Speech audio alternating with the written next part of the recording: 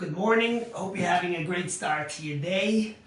So, the Torah always insinuates through its words, gives us deeper secrets and insights into the human psyche and why we do things and how to become better and change our ways and not do these things anymore.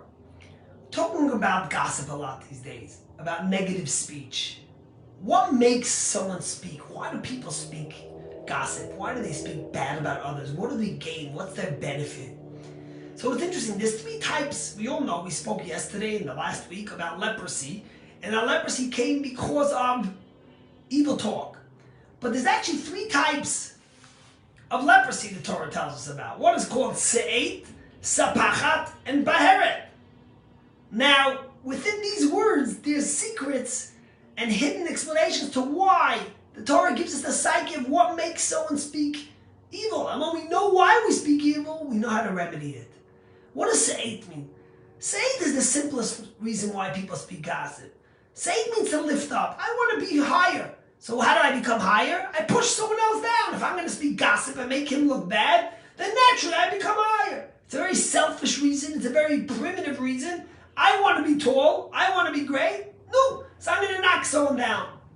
There's a famous story with the Rebbe Rashab. Rebbe Rashab was the fifth Chabad Rebbe. And one day, he was sitting with his brother, and being the sons of a Rebbe, they were playing. Some kids play doll, they play out, they play doctor, they were playing Rebbe. And they're sitting in the house, and they're playing Rebbe. His brother, the Razor, who was older than him, was the Rebbe, and he was the Chassid coming to him. So the Rashab comes to his brother, and his brother wants to be the Rebbe. He pushes him down into a little ditch, so he should be higher up. And then naturally, when you're lower, you come to your Rebbe who's higher. His father sees this, and his father calls over the Razal a little later and says, I want to tell you a lesson in life. He says, if you want to be taller than someone else, never push them into a ditch. Just stand on a chair. And such a deep message in that little thought he told his son, who was turned out to become one of the great sages. But he wanted to tell him a message that's very important for us in life.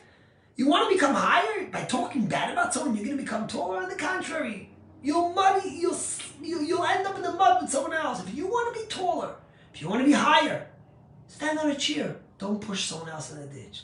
So the first reason we talk negativity is se'et. We want to lift ourselves up above others. What's the second reason? Sapachat. Sapachat means, it could also be the word connecting.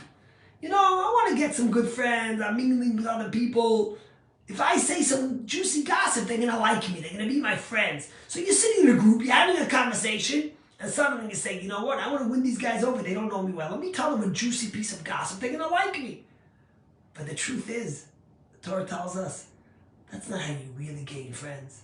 That's not how you really connect to people. Because if that's who you are, then they'll be worried that you'll do it about them next time. And in the fact, you disconnect yourself from people. The way to connect to other people is not by speaking bad about someone else. It's by being kind, by showing them that you're a decent human being, that you care about others, that you're sensitive to others.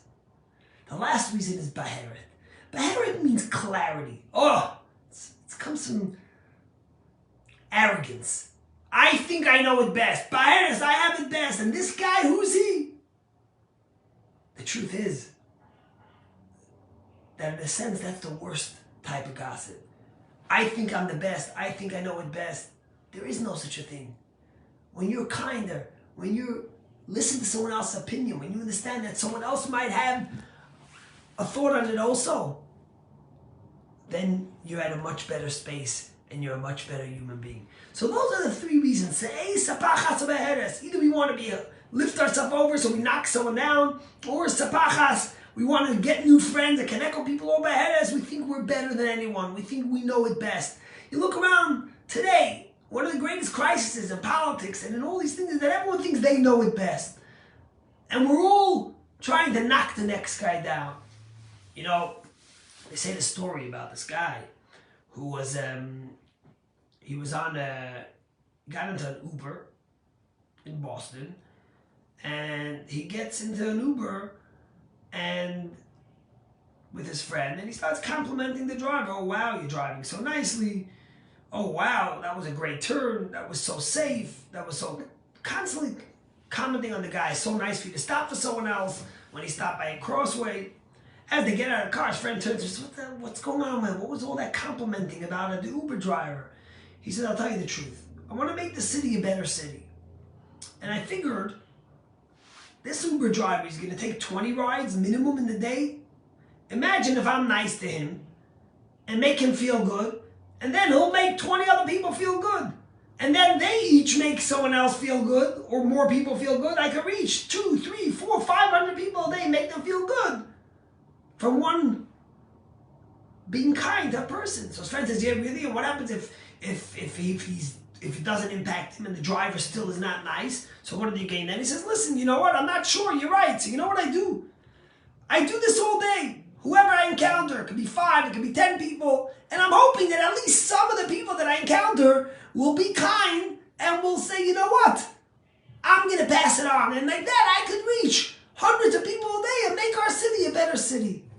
What a powerful thought. Instead of trying to connect to people by negativity, instead of trying to become taller by pushing someone else down, instead of having arrogance, this guy recognized the power of good words. As bad as the power of gossip is, your words, by being kind, could impact so many people. And the truth is that, as I mentioned yesterday, this is something that we, as we're getting ready for Passover, we're getting ready to celebrate the Rebbe's 120th birthday. This is what the Rebbe taught us. The Rebbe taught us about love, about the impact of positive words.